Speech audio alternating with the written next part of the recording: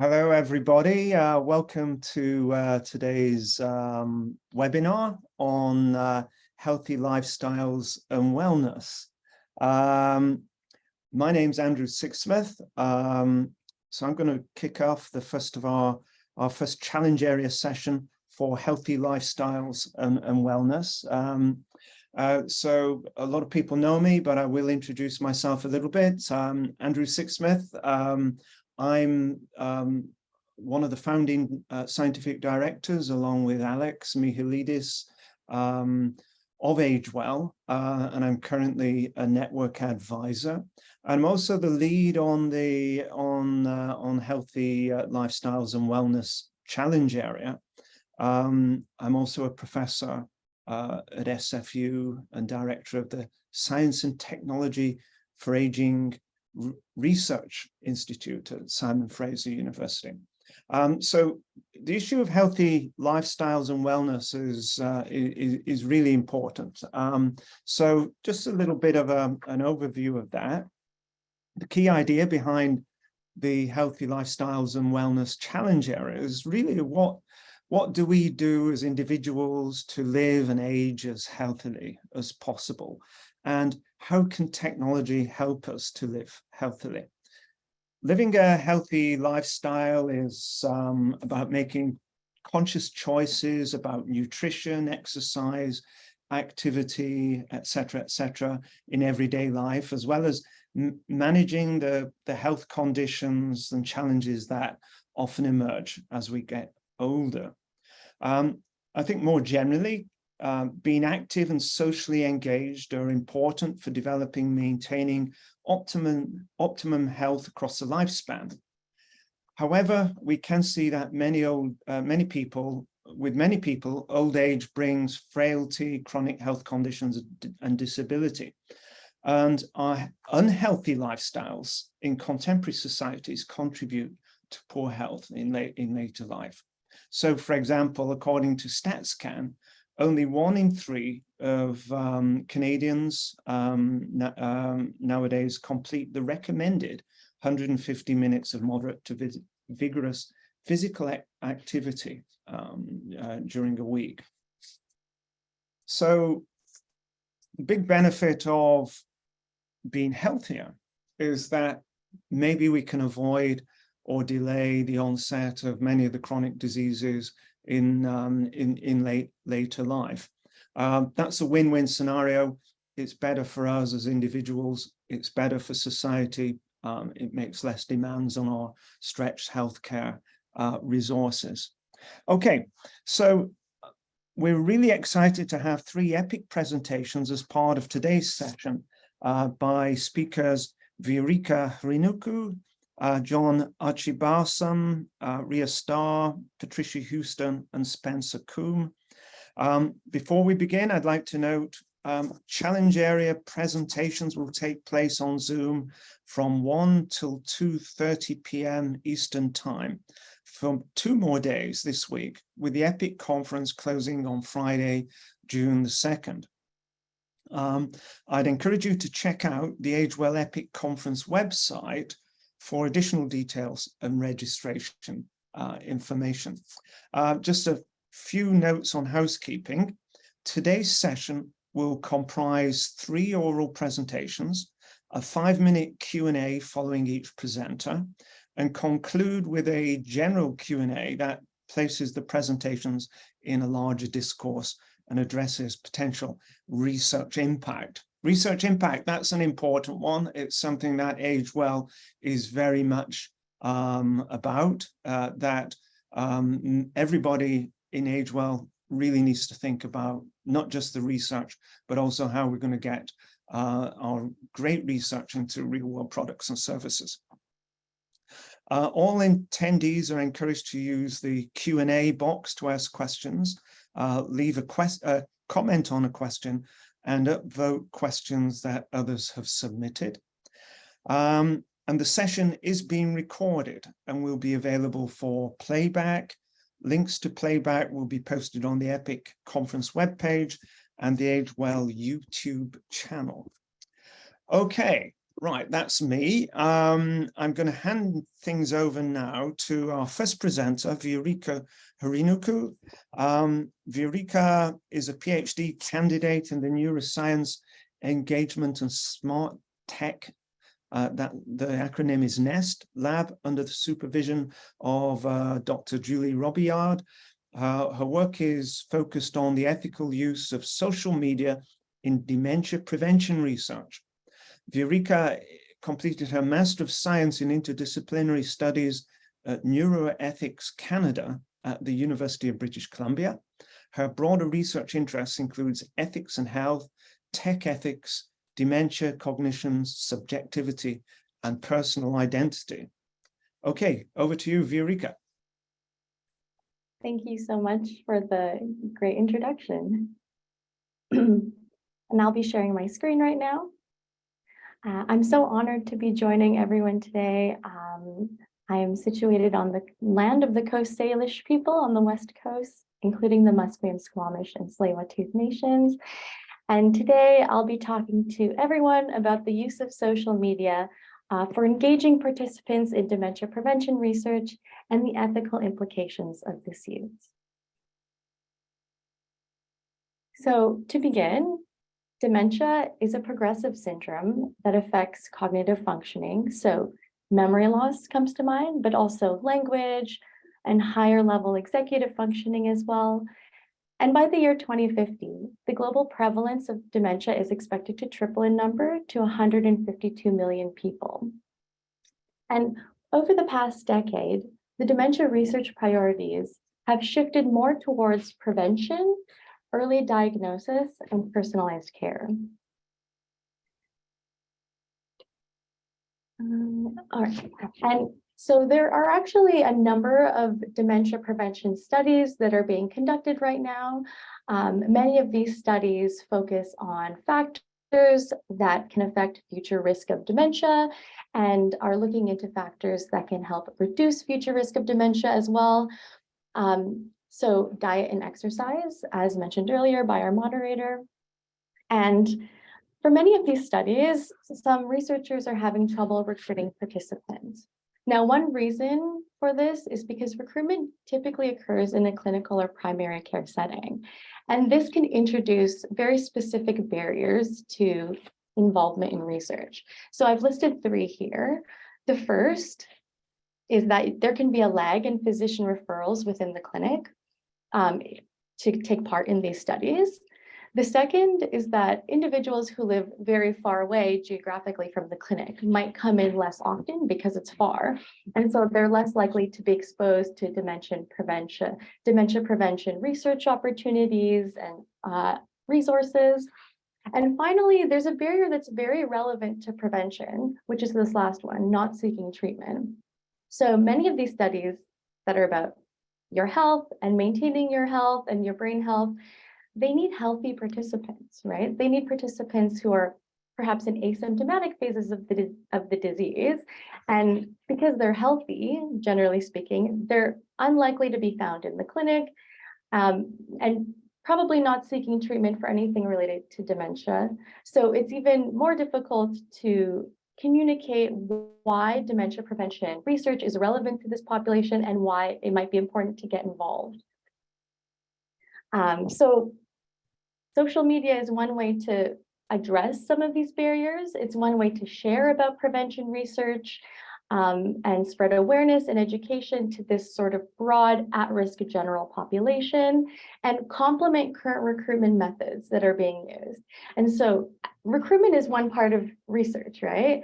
But of course, there's other parts of research related to awareness, education, relationship building, and all of those, that whole spectrum of engagement. So that's why we use the term engagement and not just recruitment. Now, when you bring together social media and dementia prevention research, this can raise various ethical concerns. So in the realm of social media, privacy is always a big consideration. In dementia research, capacity is very key to consider. The digital divide, who has access to social media? And then also misinformation. What's the type of misinformation that's being shared about dementia prevention research? And there are some social media guidelines that are available for researchers, but these guidelines are quite broad and they lack sort of community input. They weren't really designed with the needs of any particular community in mind. And so this broadness means that researchers now have to interpret these guidelines and apply them within the very specific context of their own work. And that interpretation process leaves room for, let's say, inconsistent ethical decision-making. And what we want in ethics is maybe a more consistent type of justification for the decisions that you're making. So rather than leaving it up for interpretation within the dementia prevention research field, we just want to understand what the contextual factors are that are relevant. So that's our question. What are the ethical factors that impact social media engagement within dementia prevention research specifically, and help minimize the amount of interpretation that needs to be involved in this type of research? So how we looked into this question was we conducted semi-structured interviews, and we talked to 15 professional experts working in dementia research, so researchers, coordinators, ethicists, and we also talked to 14 experts by experience. So people living with dementia, care partners, individuals interested in the topic of prevention. And of course, these categories are slightly porous, right? It's not really a hard line, but these were generally how individuals were grouped into. And then we conducted interviews and asked about the benefits and risks of social media use for the purposes of dementia prevention, the motivators and barriers of social media use. And then we dove a little closer into the dementia prevention specific considerations. And we did a qualitative thematic analysis to find major themes that came up throughout the interviews. So here are our results. We found 5 major ethics related themes. Our first, what we found was that there was pretty much no uptake of existing social media guidelines by dementia professionals. Either professionals weren't aware that there were specific guidelines, or they were aware, but they found them too general for their usage. There was also a lot of hesitancy expressed around the use of social media and how to appropriately use it for the purposes of their research. So this combination of broad guidelines and hesitancy, or no guidance, essentially, it implies that social media isn't being used to its full potential for engagement. Second, regarding mutually beneficial goals, this was about how social media could support the goals of researchers and all of the goals they might have associated with their research, and how it could support the goals of community members or experts by experience, and ideally that these goals align. And one of our key findings was that social media supports varied degrees of engagement, which is really empowering for agency and autonomy. Participants said that it's potentially less coercive than in-person methods. And the reason for that is you can end the engagement at any point, right? When you're on social media, you can read the post, you can like it, you can share it, but you don't have to do any of that. And it's a lot easier to disengage freely than it is when, let's say, you're faced with your doctor or with a researcher that's providing you with a study opportunity, right? And this ability to engage more flexibly is especially important for our next theme. So there were some risks brought up regarding social media use. Individuals from our expert by experience group said that the word dementia carries stigma, and because of that, they were wanting to avoid a public association with dementia, liking and sharing in some cases, right? Because they worried about disclosing any personal health information about themselves that might be implicated by their online behavior or about their family. They worried about predatory practices, being seen as vulnerable because of any such disclosure. For our next theme, regarding theoretical reach and actual accessibility. So social media extends reach in some ways, and it also limits reach in other ways, right? So it kind of removes the ivory tower of research. It allows this back and forth dialogue outside of a clinic, outside of a university. But at the same time, there are still disparities in access across language, health, age, socioeconomic, geographic variables, right? So these still persist even with social media, and it's something to keep in mind. And finally, on antecedent influences, well, family history was a motivator for social media use, is what we found, because individuals who were thinking about, their future risk of dementia because of their family history, thought that social media would be a great resource for seeing the latest research, having hope in regards to their future health. But that's why messaging is so important, because researchers, when they communicate about their work, want to avoid eliciting false hope or any kind of health anxiety around subjective risk of dementia. So in conclusion, the needs of the dementia community affect social media engagement. Risks outside of access impact engagement, such as stigma. And better social media guidelines are needed for engaging the public in research and getting them involved and interested, that reflect the perspectives and the values of the dementia research and broader community. And that's what we're doing now in our next phase. We're actually going to be co-creating these practical ethical guidelines for researchers for the purposes of dementia prevention studies. Thank you so much. And thank you.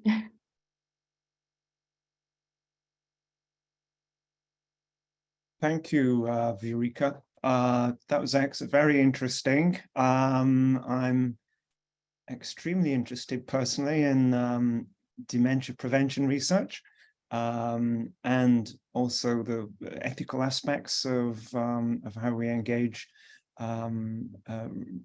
research participants. So we've got time for some Q&As here. So we've got a question here from Farah Salim. So the question here is this study for researchers or to engage with people with potential dementia patients based on their medical history and family history? So that's one question. And how would you recruit dementia patients when they have a cognitive problem to start with? Okay, thank you for the question. So yes, so the end deliverable of our project is to create a set of ethical guidelines for researchers. So that is where the final deliverable is intended to go. Of course, we're going to share our results with the public in not just journal articles, but also through materials that are shorter to read, and we can communicate how we got to our findings. But yes, the deliverable in the end is meant for researchers, but hopefully by facilitating more ethical practice with the use of social media for dementia prevention studies, and by involving participants more in that research, that it would be beneficial for everybody that is affected by dementia. So yes, I'm essentially doing research for researchers, but hopefully the long-term benefits are for everybody in the community. And then on your second question, for people living with dementia, there's a range of capabilities, right? So there are people living with dementia that use social media, that are actively involved in research, so it's not that uncommon to hear that they would reach out and get involved. That's actually how I got a couple of our participants. A couple of our participants were people living with dementia, and they were introduced to me through one of our other participants, and they're also very active in the community. So I would say, yeah, one way to do that is through online purposes, right? Because people with dementia do use social media, they do go online, they look for research opportunities. I think, for some other studies, they might do recruitment through the clinic, right, directly. So that's another way to do that as well. But that's not what we're doing with our study. Thank you. Okay. I saw a question pop up there, but I didn't see it again. Okay. Oh, hang on. Webinar chat. Sorry for being. Question for Viorica. What does the full potential use of social media look like? What's the ideal for researchers? It's a good question. Oh, right. Yeah. Okay. Yeah. If we're going to envision, what's the ideal situation with social media? Well, what I can say is I don't think we're at the ideal. I think that we've got some bits of it going on right now. based on interviews that we conducted in the second phase of our study, it seems that social media would be a great way to spread awareness and education around dementia, around what you could do to prevent or lower your risk of future dementia. That's the topic that people are really interested in, just understanding more the research process.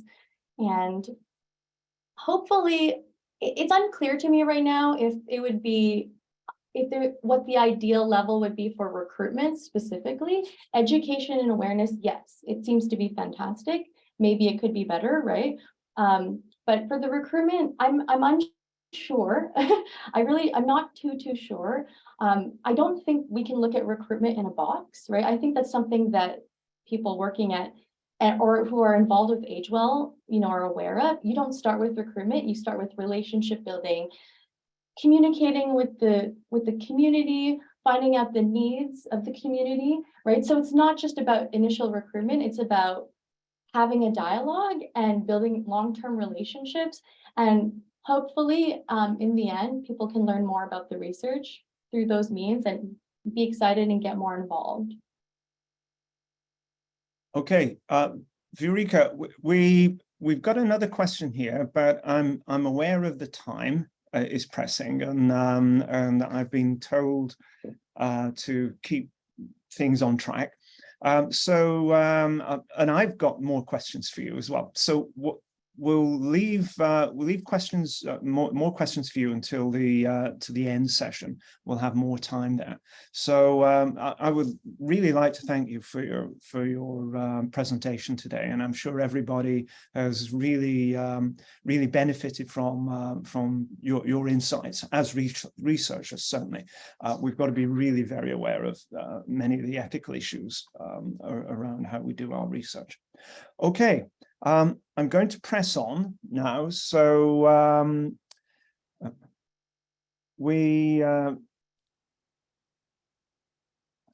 now in the right point on my notes here. I'm now going to pass things over to the presenters of the second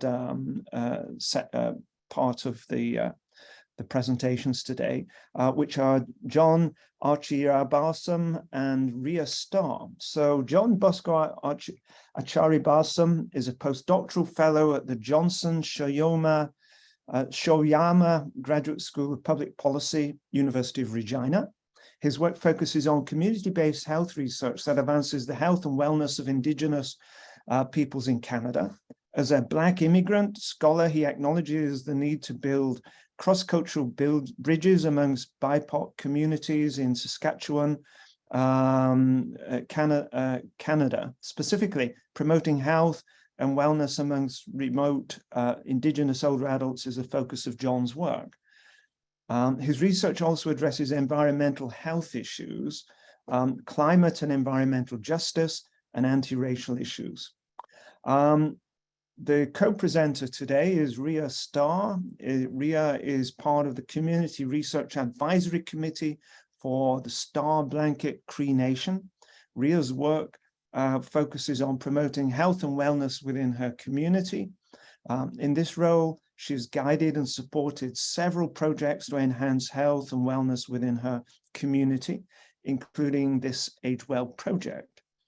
From the inception of the project to its knowledge mobilization stage, Reah and the rest of the Community Research Advisory Committee members guided researchers in doing things in a good way. So I'm very interested to hear the presentation right now. So hand over to John and Reah. All right. Thank you so much, Andrew. You are welcome to our presentation. We'll go straight into it. Our presentation focuses on introducing new technology to monitor the health data of older adults with multiple morbidities related to dementia in Indigenous communities.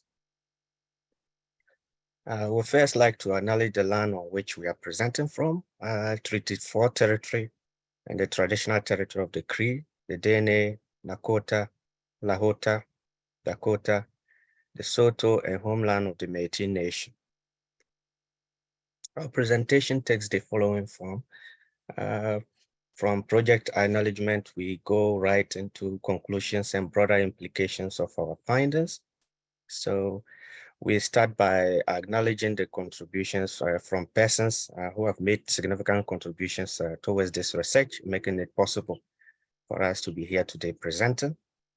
Who we are a community-based health research lab committed to research and education that will influence Indigenous people's lives in a positive way.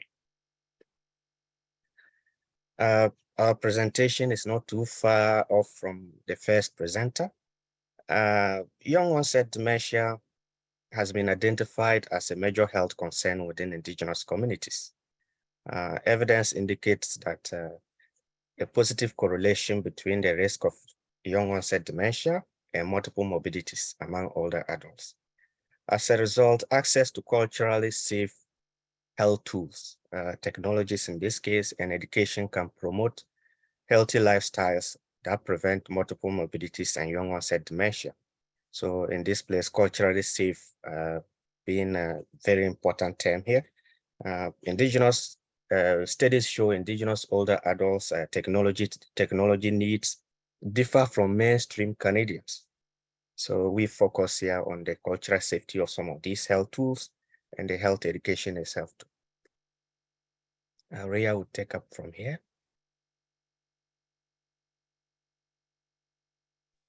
The Age Well Project. In partnership with Starr Cree Nation and Age Well, we explored how technology can be used to help manage and monitor multi-morbidities and increase the risk of forgetfulness at a young age.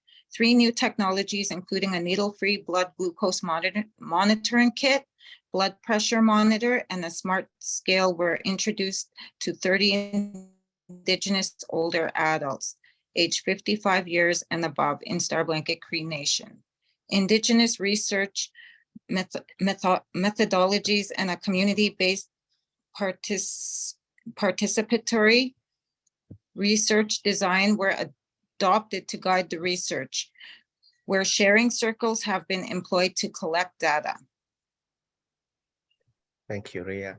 So as the first researcher presenter noted, this is the methodology. This diagram represents the methodology that guides our work. So we start with forming relationships. We don't start with a recruitment. Part of forming these relationships comes with the formation of Community Research Advisory Committee. Together with this Community Research Committee, they identify their own needs and priorities. Based on these needs and priorities, we come together collaboratively to apply for grants. So right from the beginning of the project, the conception of the project, all the way to knowledge mobilization, the community is involved in that process. The execution of the project itself, they determine the methods to use in knowledge collection, and I'm using knowledge here instead of data to indicate the importance of what we collect from community. They also facilitate the research process in terms of sharing circles, workshops. At the same time, they take part in analyzing data. We use collective consensus data analysis approach, so they are involved in the data analysis process or the knowledge analyzing process. Knowledge mobilization, as we can see, community members are involved in that process. Everywhere we present, community members are involved in that process. Reah is part of the CRAC who guided this research for us to do things in a good way. Reah, you can come. Objective and data analysis. The main objective of the community-based project is to investigate how health technology and education can support Indigenous older adults' health and well-being, as well as mitigate young onset dementia. Data analysis, collective consensual data analytic procedure. The approach involves bringing community members, experts, research team members, and community partners together to form a panel to analyze the data.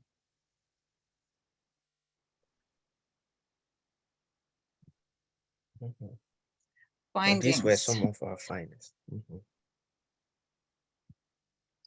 The findings show that combined with health education, the technologies are supporting Indigenous older adults' overall health and well-being. Furthermore, the technologies have helped to promote healthy lifestyles and reduce some of the risk factors associated with multi-morbidities and forgetfulness at a young age. Themes. Theme 1, under the blood glucose monitor, positive outcomes, control over health, positive impacts, ease of use. Theme 2, under the blood, I think Yeah, you're doing so- theme 2, right? Yeah, so under the control of health, for example, one co-researcher indicated that I've taken a greater interest in my life. I'm starting to get back to my work schedule again here, and hopefully, I don't know how long I will be around.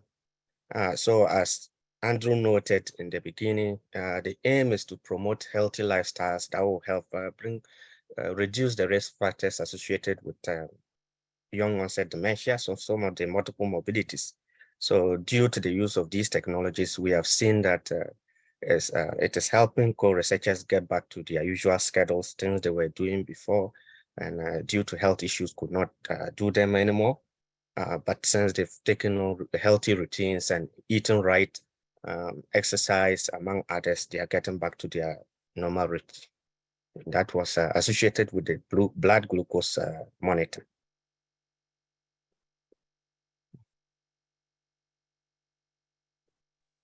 Theme 3, under the SMART scale, health awareness, positive impacts.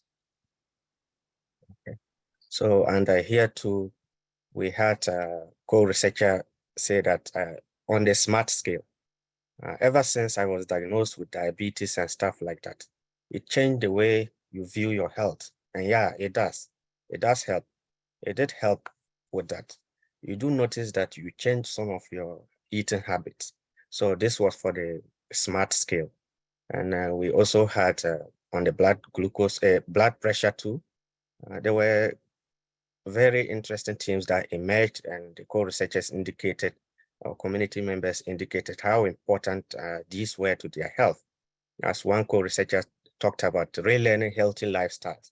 So according to the co-researcher, one thing that I was raised in my family where you were taught to eat everything that is on your plate, which has been a problem for me. And because of these technologies, so that my partner will put a lot of food on my plate and it will disappear, because that's the way we have been trained. So, and my partner and I are both on trying to put less on the plate now. So eating right, healthy lifestyles, that will help prevent some of the risk factors associated with young onset dementia.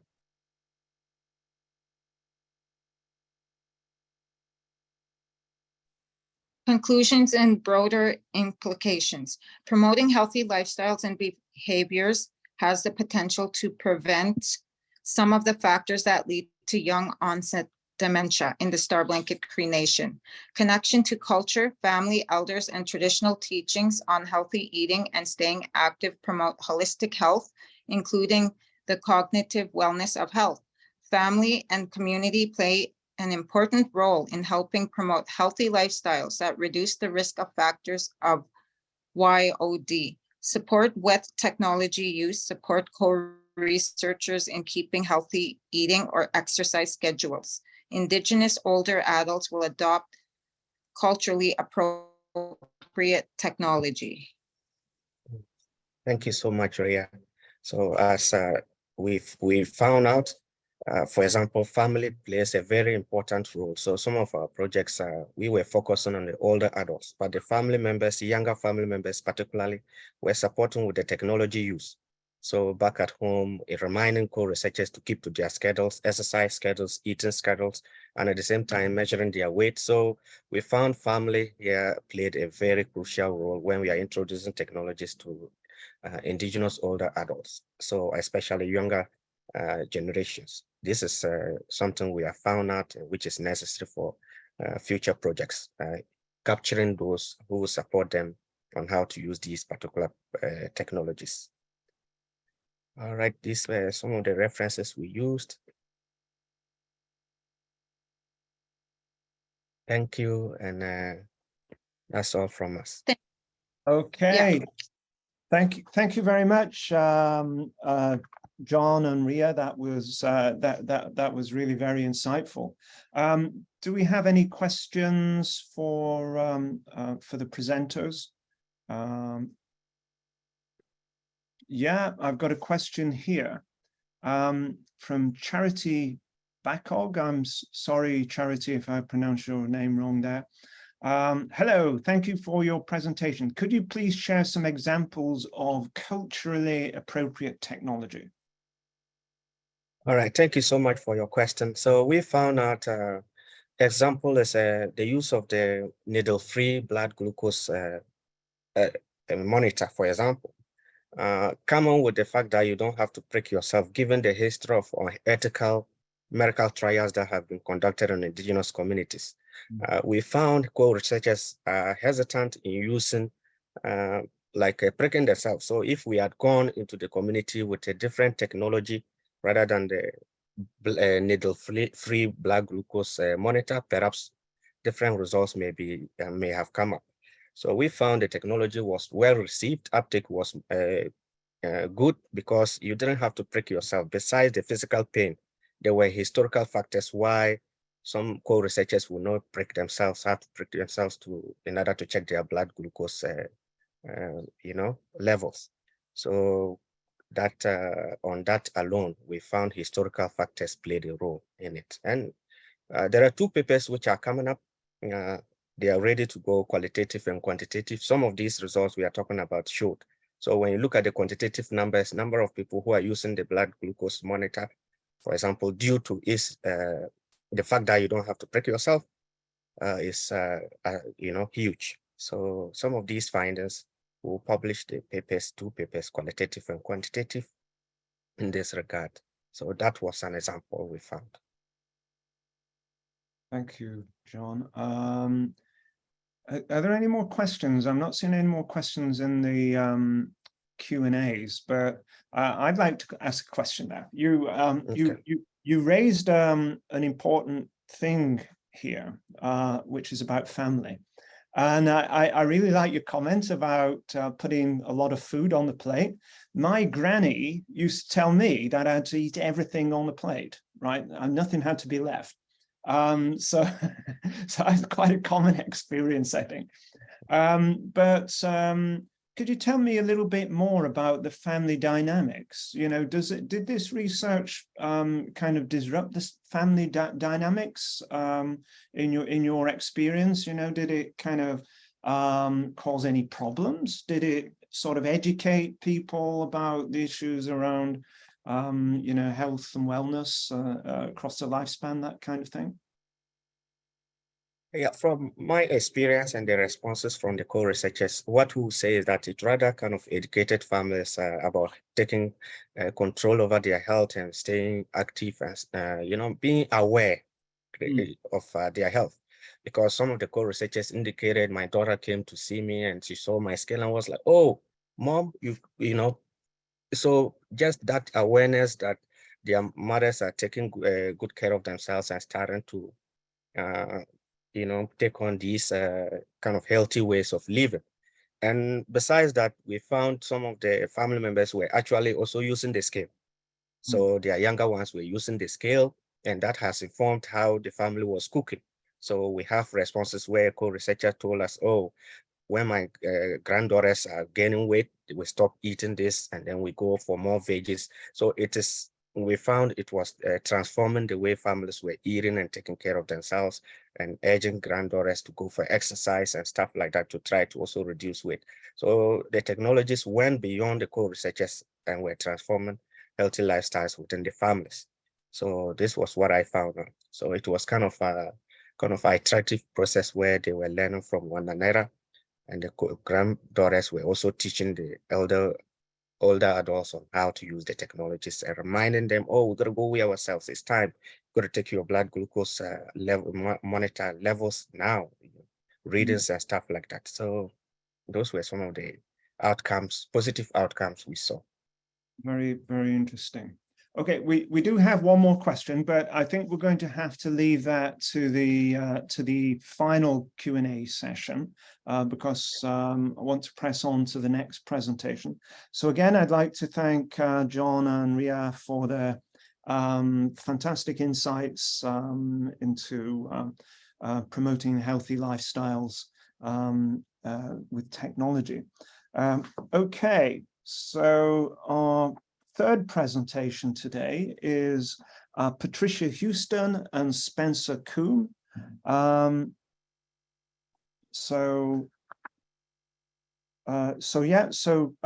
Patricia is an occupational therapist with a PhD in rehabilitation science, working at the GERAS Center for Aging Research at Hamilton Health Science and McMaster University. She's received 31 academic awards, including the prestigious Age Well Emerging Entrepreneur Award, yay, and HHS New Investigator. Dr. Houston is the GERAS dancing, for cognition and exercise co-creator and scientific curriculum lead. She's passionate about developing innovative ways to keep older adults healthy and active as long as possible. Our second presenter for this session is Spencer Coombe, is a McMaster graduate from Gerontology and Health Studies, and she is a co-founder of Senior Support Care, a company that focuses on helping older adults through their aging journey. The mission of the company is to always make days brighter, happier, and healthier with people who care. The goal is to improve seniors' lives in our community, improve the well-being of primary caregivers, and create a community where individuals are valued, understood, and appreciated. Okay, over to you, Patricia and Spencer. Thank you. Thank you. Yeah, thank you so much, everyone. These have been such wonderful presentations today. Patricia and I are very excited to be a part of this session. All right, so my name is Spencer Coombe, and I am one of the co-founders of Senior Support Care, which is a home care agency that provides support to seniors either living at home or in care facilities. Michaela and I started our company after graduating from McMaster University in the Gerontology and Health Studies program. Throughout our undergraduate degree, we both worked in the field and found that there was quite a gap in the healthcare system where seniors weren't always getting that extra support and care that they deserve.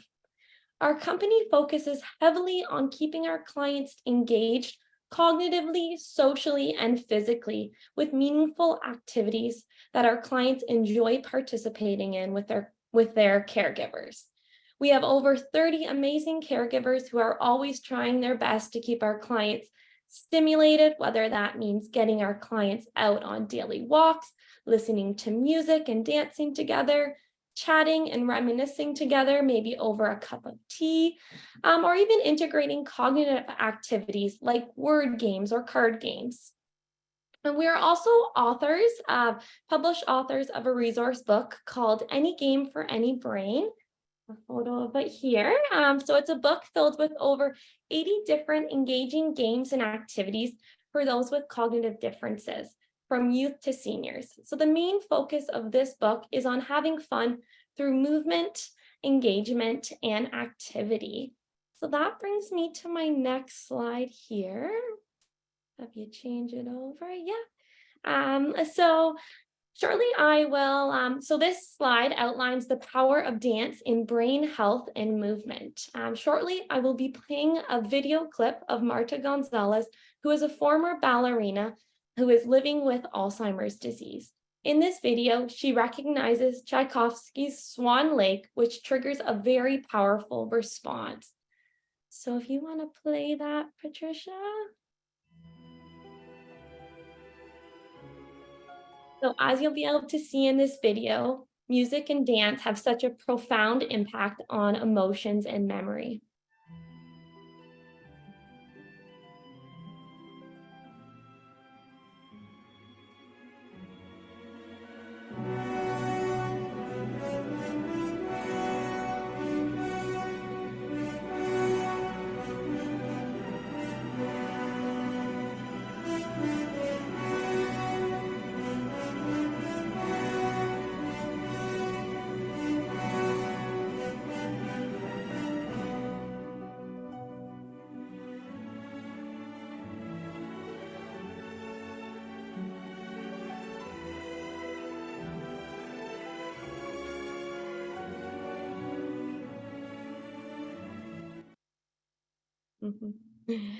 So Marta's years of training and muscle memory resurface as she hears Swan Lake through her headphones, as you saw in the video.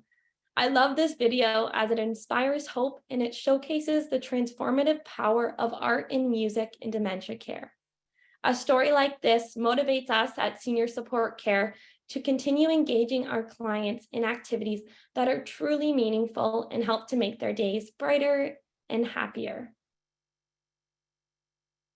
All right. Thank you so much, Spencer. Senior Support Care is a fabulous company helping older adults to engage in meaningful activities, and working with you both in a professional context and helping my family personally has been a great experience.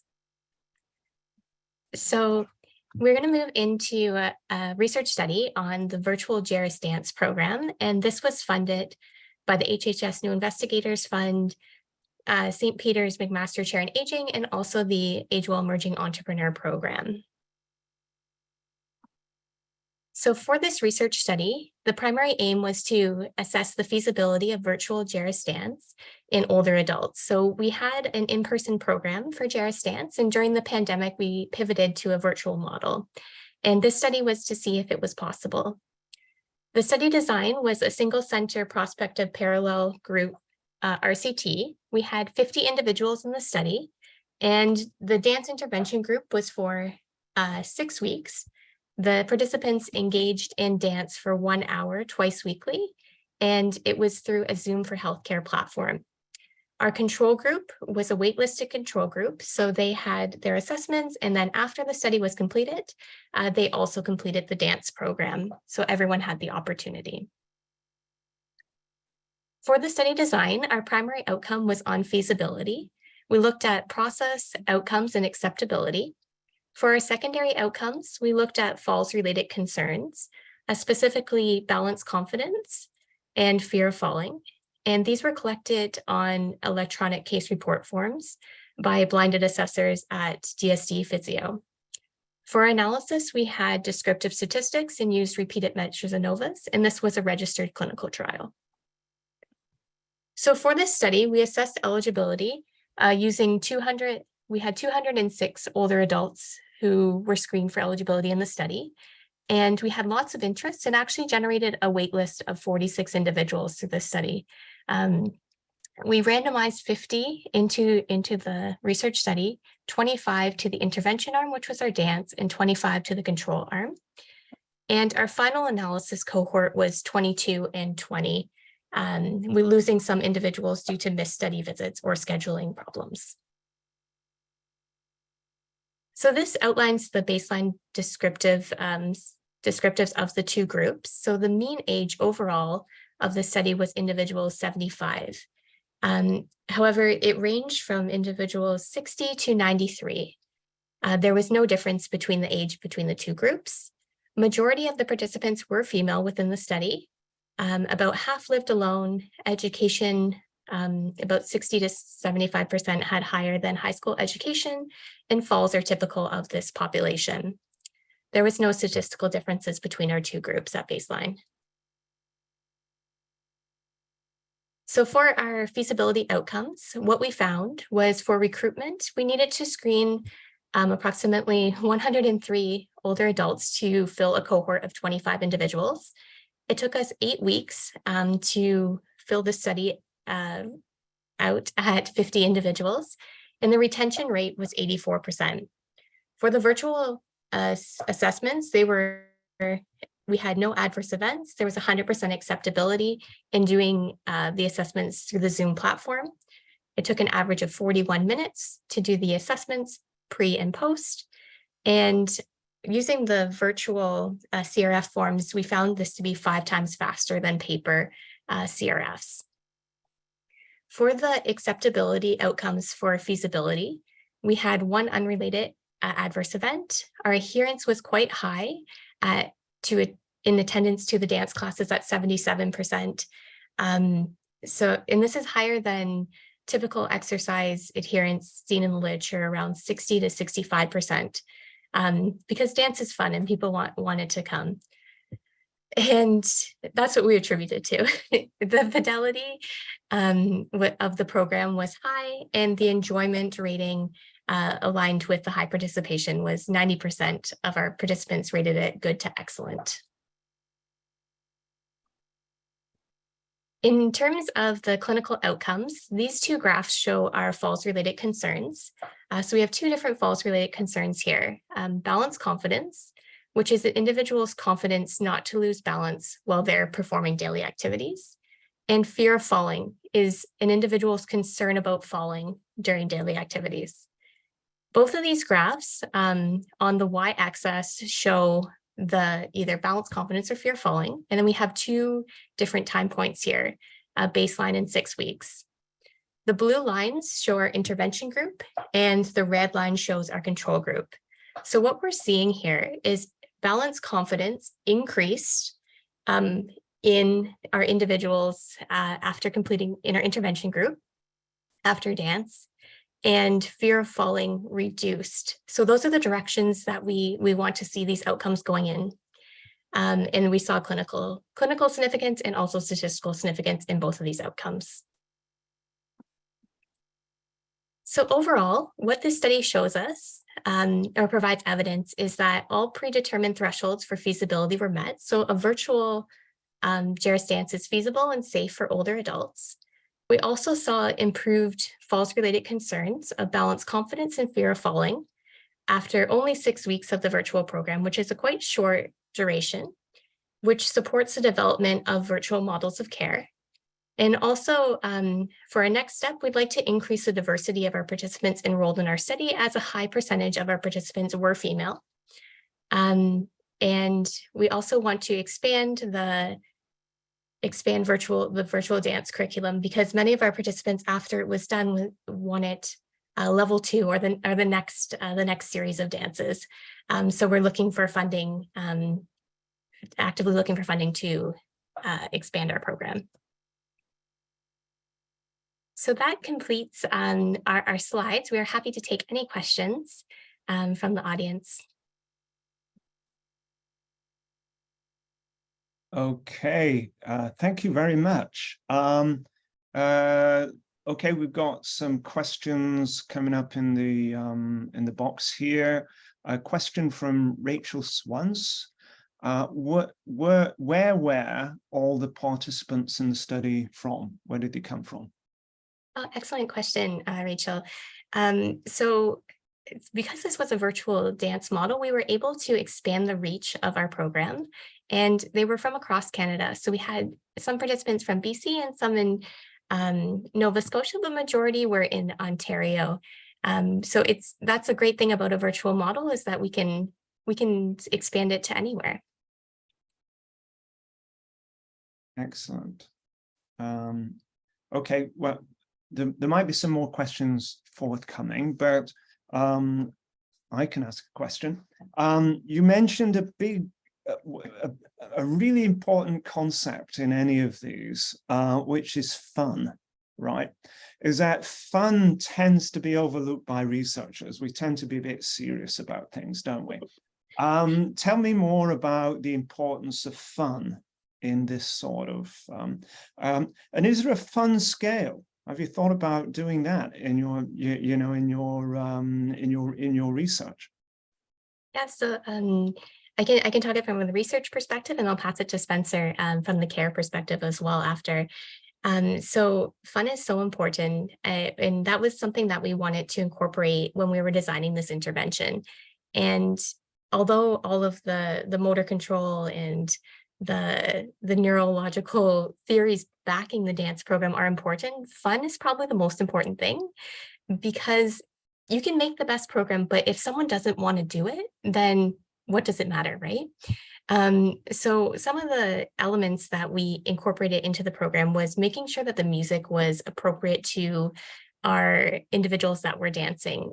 So the music was from the 50s and 60s, which matched our cohort when they were in their 20s, which has been documented as music that's reminiscent of memories of growing up. And so that is the key music to isolate.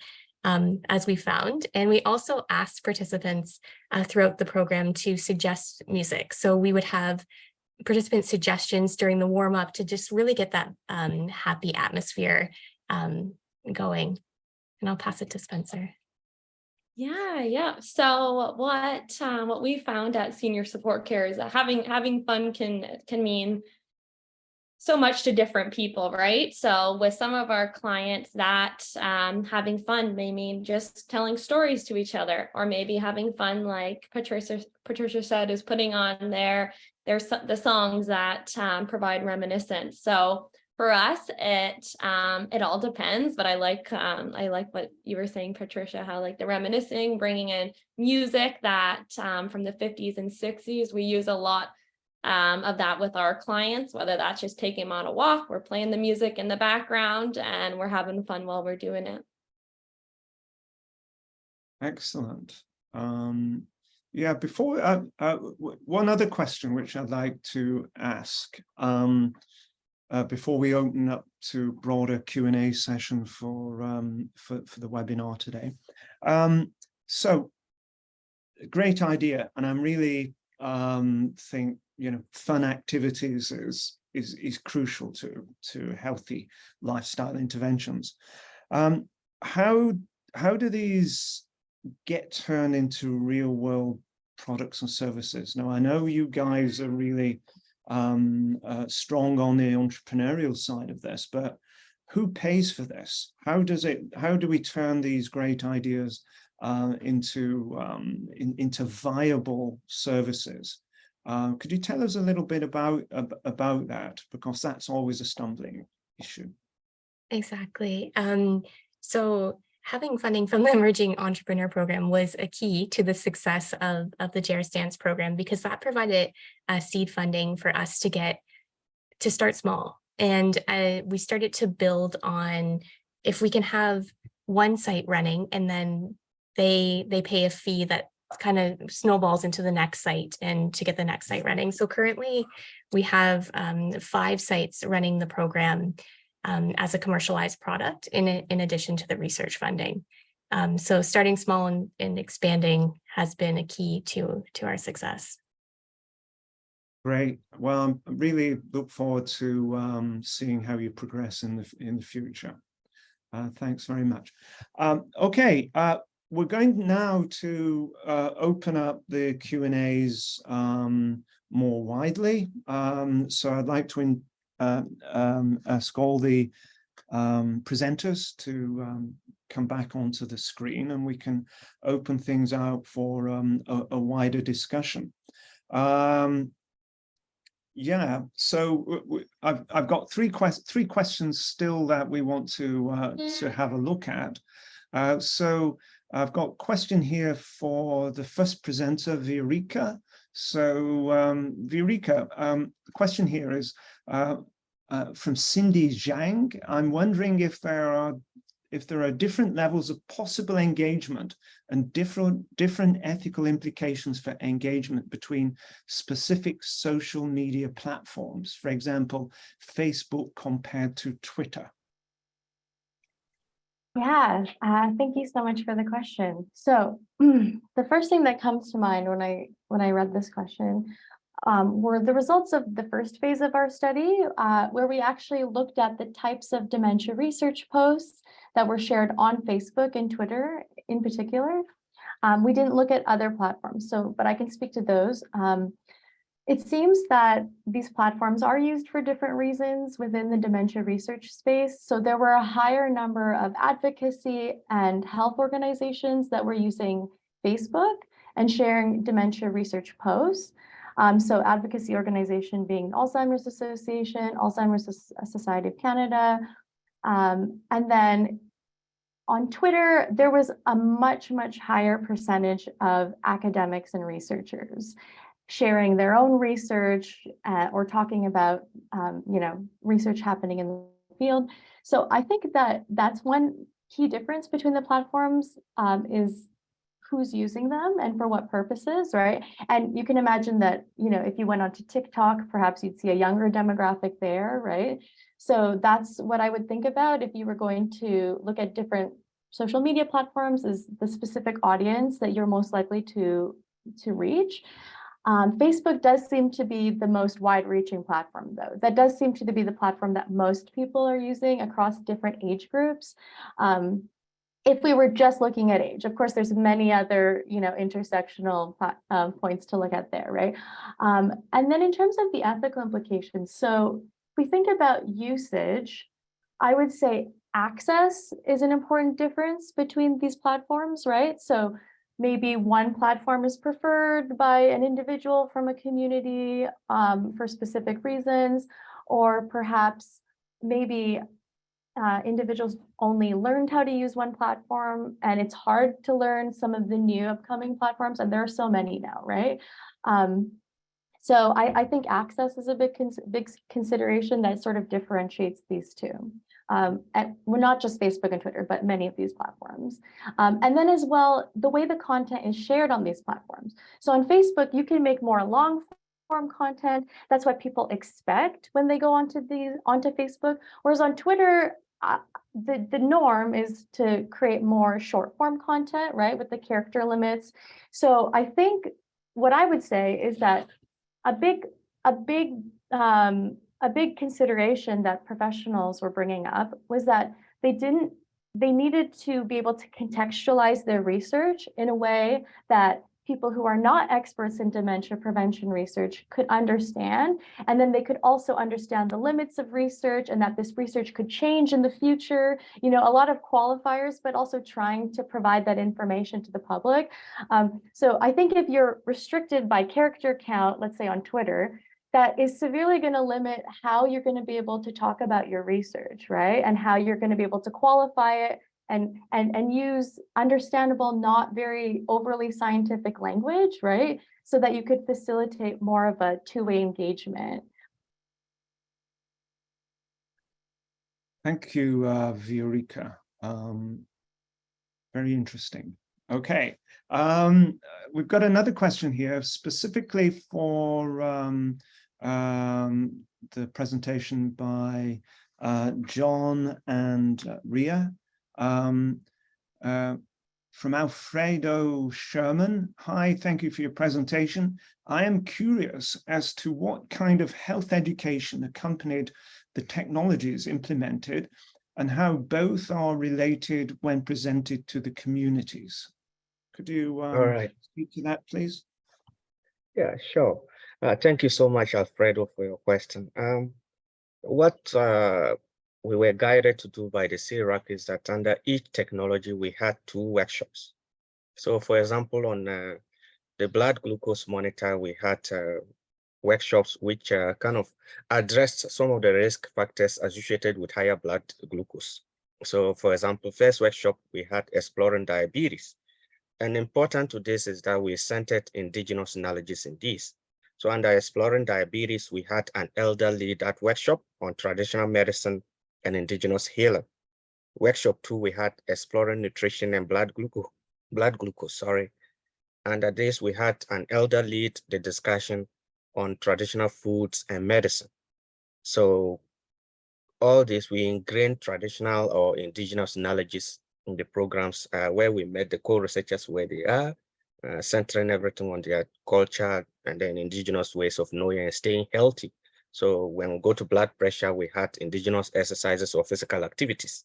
So all these were aimed at reducing the risk factors that are associated with higher blood pressure levels, higher blood glucose levels, or even reducing weight and other stuff.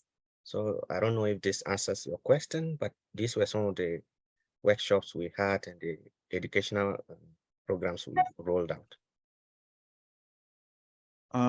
Thank you, John. I think that's probably answered the question from Alfredo there. Yeah, okay, thank you. We've got another question here, which is from Cindy Zhang again. Thank you, Cindy. And I think this is question is for the third presentation.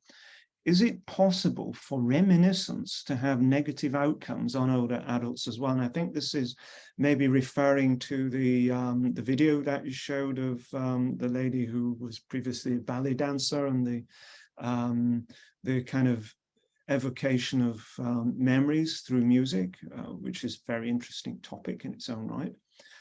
So yeah, would you like to speak to that question? Yes, thank you. That's a great question, Cindy. For sure, reminiscence can be positive or negative. There's a spectrum. So throughout, when designing the Jerris Dance program, we have a large genre of music from the 50s and 60s, and there's a lot of variety. So if one particular song to an individual in the group was like having negative reaction to that, we're not going to have that song continuously repeat. So we'll move on to another song. So hopefully, as a whole, the songs are a positive experience for our participants. Great. Actually, can I also contribute to this particular question? Yes, sure. I've not seen it referenced recently, but there was a really excellent book by an old colleague of mine, Peter Coleman, maybe written in the 90s, which focused on the kind of personal impact of reminiscence. And Peter's work really highlighted that there's positive and negative outcomes of reminiscence, and there's different individual reactions to reminiscence. For example, many older people are not interested in reminiscence, right? They, thinking back to things is not meaningful to them. So, for example, my personal experience of music, I'm not that bothered about the music in my 20s and 30s, right? Well, I am, but it's not the big deal, right? So I think it's I think we need to look at there's a lot of diversity within the sort of the way we respond to our own personal memories. So that I think that's a really key question that Cindy has brought up there about the role of reminiscence. Okay. And just to add on to that, Andrew, we did pilot some of the newer music with our individuals as well, which we had some Katy Perry music, and it was quite a hit because our participants were able to connect with their grandchildren, and we actually had pictures being sent to us with them in teaching the dance that they learned in Jerris Dance to their grandchildren in their backyard. So extending beyond the walls of the class. So I think a mix of diversity in music is very important as well. And that intergenerational connection is something that we need to explore more. Yeah, I think that's a really good point, and it goes back to the presentation of John and Reah and talking about the role of families, and that I think often we think of interventions as very individual focused, really, and I think one of the themes that has come out of all the presentations probably is that we need to think of those family structures and the social connections that people have, and how our interventions fit into those wider social networks. I think that's really important. Okay, we've got another question which is targeted at all the participants, so it'd be great to have comments from all of you, and this is from Farah Salim. So all the presentations are related to prevention awareness. Don't you think that it can be started at earlier stages, and for that, it should be included in the school's curriculum and education system, and thus transferred to the families easier and more smoothly? Excellent point, right? So can people speak? So it's this more of a lifespan thing, that if we think that being healthy in old age is probably related to how healthy we are from across our lifespan. So, so if people could just respond to that a little bit, that would be great. Who wants to kick off? Okay. I can kick it off. Okay, great. Thank you. Yeah, so I think that's an excellent point being raised, Farah, that it's not just what you're doing when you're older to affect your health. It's what you're doing across your lifespan, and integrating healthy behaviors and healthy habits into schools are so important, whether that be exercise, healthy eating, social connections. I think that's a fantastic point. Yeah, thank you, Patricia. John and Reah, what are your thoughts on this? Reah, do you want to take?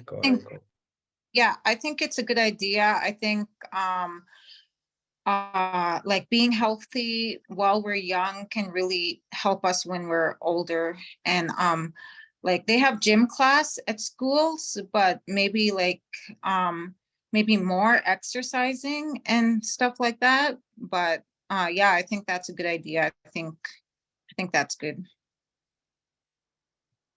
And I would just add, kind of trying to center those kind of educational programs on integrating culture into them, like centering Indigenous knowledges and Indigenous ways of doing things. So I support that.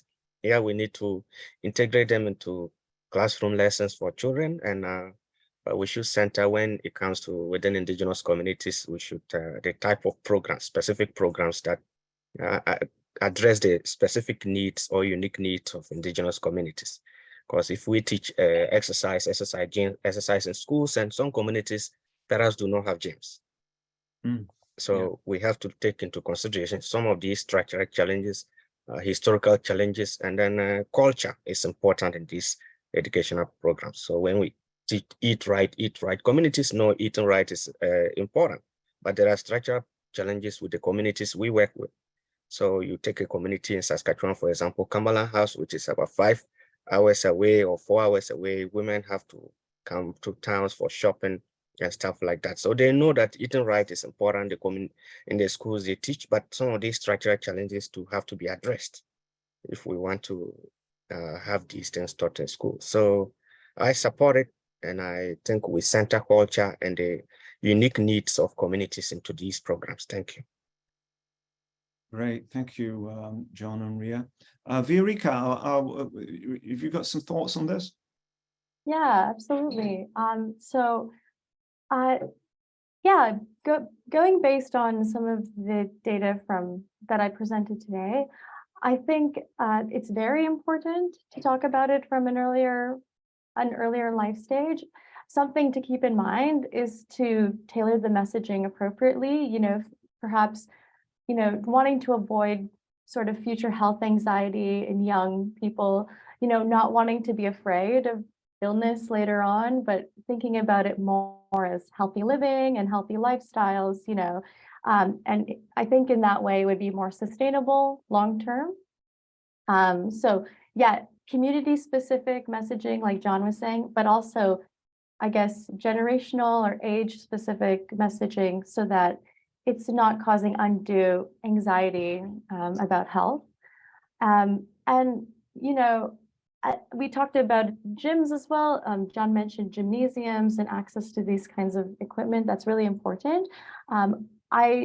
Earlier in the past year, I did hear a doctor from Kelowna speak about how he was trying to get more pedestrian-only zones around the school, because this would encourage natural exercise from students. They could walk to school. They wouldn't be driven and dropped off in a car by their parents all the time.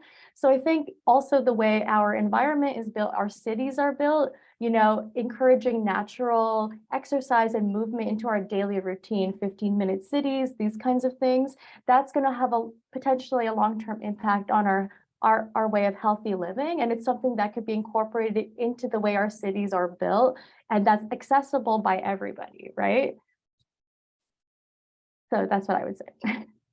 Thank you, Viorica. That's really very interesting. Okay, so we don't have any more questions in the Q&A box, so I'm going I'm going to ask a question to each of the presenters today and get their thoughts on this. First of all, well, the question is, what, from your perspective and from your perspective as researchers in your specific research, but also more broadly, what do you think are the key opportunities for healthier aging across the lifespan? What do you think the key things that are in terms of opportunities for that? For example, when I started doing dementia research years and years ago, there was no thought that dementia was a preventable thing. And now we're hearing a lot about the things that we can do to delay the onset of dementia or even prevent it. So that's, there's good, strong opportunities for that. However, there are also very many major barriers as well. What are the barriers? So again, there's some really big challenges here. We live in a society where we don't do the 150 minutes of moderate to exercise a week that is recommended. Only 1 in 3 Canadian seniors do that level of activity. So there are opportunities and barriers. So can each of the presenters just give us some thoughts on what they think the opportunities and barriers are? We'll start with John and Reah. How about you two?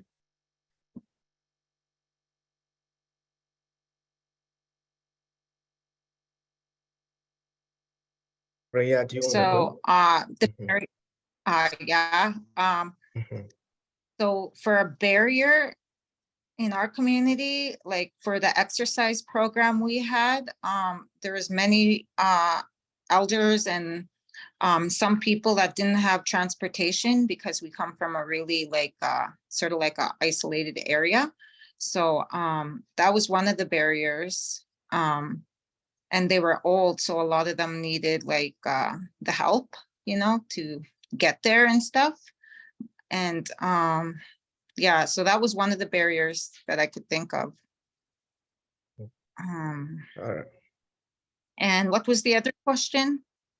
What are the key opportunities to improve health as we grow older, so that we enjoy a healthy old age as far as possible? I believe eating healthy. Yeah, I believe eating healthy and just getting the exercise and those are 2 main key factors that I believe that would help us. My mom used to tell us stories when she was younger that they worked all the time and they were always on the go and they ate our traditional foods and everything. And my kokum lived to be 100 years old. And I really think it was to do with how she back in the old days when she worked hard and she was eating healthy. I really think that had a lot to do with it. Thank you, Reah. John, what are your thoughts here? You're welcome. I will start with the opportunities. I think there exist just the last sentence on our slide, broader implications. There exists an opportunity for Indigenous to create or design technologies to meet the specific needs of Indigenous communities, and Indigenous communities, older adults specifically, will adopt technologies if they are culturally safe. So I see an opportunity there. On the barriers, I would say, I will first of all thank AgeWell for our project. Projects like these would help identify some of the specific needs of Indigenous older adults or Indigenous communities and to integrate them into technology designs and stuff like that. I would say the barriers are designing technologies to meet the unique needs of Indigenous communities. For example, holistic health and then other spiritual needs, which are as important as the physical health of things. So these are some of the barriers that I face, and then the structural barriers, the remote communities we work with, so which have broader implications for the use of these some of these technologies. For example, we found with the smart scale, some of the co-researchers had mobile phones, older versions of mobile phones that could not take the app.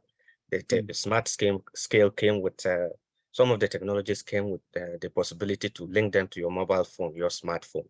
So if you had older versions of iPhone and stuff like that, they could not install the apps from the scale. So these are some of the challenges we found out, which are in our publications to inform future research in that dimension. So as we come out with technologies to support aging healthy in place, these are structural challenges and historical challenges as well as cultural challenges we have to take into consideration. So those are the barriers, but they exist an opportunity.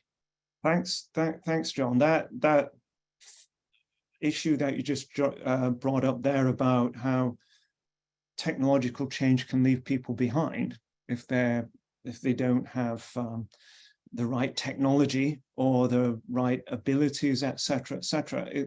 You know, technology is a moving thing, and you know, challenges people in different ways. We kind of forget about that sometimes. So we've got to be really on top of these issues around the digital divide, because you know, being able to participate in the digital economy is so important. Viorica, do you have some comments on key opportunities and barriers? Yeah, so from the perspective of using social media for health and wellness, I would say the opportunity is that these platforms exist, that they're widely used, and their use is growing. So I think that's a great opportunity to share more information about health, wellness, and how to get involved in research related to these topics. I would say, so the opportunity is that they're there, they exist, they can be accessed by researchers, not by everybody, right? You do still need an internet connection to use social media. So that's one barrier. And another key barrier as well, on the flip side of that, is that at AgeWell, something that gets talked about a lot that's very important is the development of technology alongside end users from beginning to end, right? Well, that's not what these platforms, how these platforms were developed, right? They were developed for specific purposes of their own. So navigating around how these platforms are all already built, right? And trying to tackle big barriers like misinformation and appropriate communication. Yeah, so I would say that's a barrier. Yeah, the misinformation is a big issue, I think, in terms of social media. Really big issue. Okay, how about Patricia? Sorry, my mind's going now. That's okay. Patricia and Spencer. Yeah, so I think in addition to the digital divide and getting the messages about healthy aging out there, this reminds me of a documentary that I just saw on Global News about Canada's first dementia village. So building the environment to support individuals to age successfully and engage in meaningful activities. So the dementia village had opportunities for individuals with dementia to have that quality of life, walk around the village in a safe way, go to the salon, go to the grocery store. So I think it's, as we move forward, thinking about how we design our cities and how we design meaningful activities for people to engage with. And this draws on what Spencer's company is doing as well within the home. So I'll let her add to that. Yeah, just with regards to that, there is that quite a large economical barrier there where our clients have to pay out of pocket for our services. There is some government support in Ontario, but not enough to be able to provide that extra service that we try to do, which is engaging our clients, whether that's cognitively, socially, or physically. So that can mean preparing them healthy meals, that can mean getting them outside on walks, engagement, things like that. So unfortunately, there is that huge economical barrier in that sense where, you know, we wish we could offer our services to everyone in the community and, you know, have that support from the government, but unfortunately we do not right now. So that I would say is a huge barrier for a lot of seniors in our community. Okay, thanks very much. Okay, well, I was going to make a comment on here. It's slightly facetious, but you know, I do tend to watch stuff on YouTube, for example, that relates to healthy aging. And you know, I was looking at one the other day, which was around you know, healthy cognitive aging and what we can do to that kind of thing. But you know, it's all about activity, diet, etc., etc. In the middle of this, a Coca-Cola ad pops up, right? So yeah, we live in a crazy society that is, we know it's you know, being healthy is not rocket science. We going back to I think the comment about, well, what did we used to do in the old days in terms of health and diet and being active, etc., etc. Maybe the old days weren't all that great sometimes, but we live in a society where there are real contradictions within our society, and we need to really look at how technology fits within these kind of opportunities for making change, but also some of the very significant structural barriers to making change. So, you know, and certainly being able to access and use technology is so crucial nowadays, and we need to think about that. Okay, that was fantastic today, and I would really like to thank all the presenters for their excellent contributions. So I've got a few final things which I'd like to just finish off with. So we hope to see you at the EPIC conference sessions this week for 3 more EPIC presentations. The APTA and Age Well Innovation Hub will be hosting PEP talks at the end of June. This is an e-learning series for researchers to enhance their knowledge translation skills for policy audiences. So you can scan the QR code or visit the website posted in the chat to learn more. So thank you for joining us today, everybody. And again, thank you to all the presenters and all the participants in the audience. Thank you very much.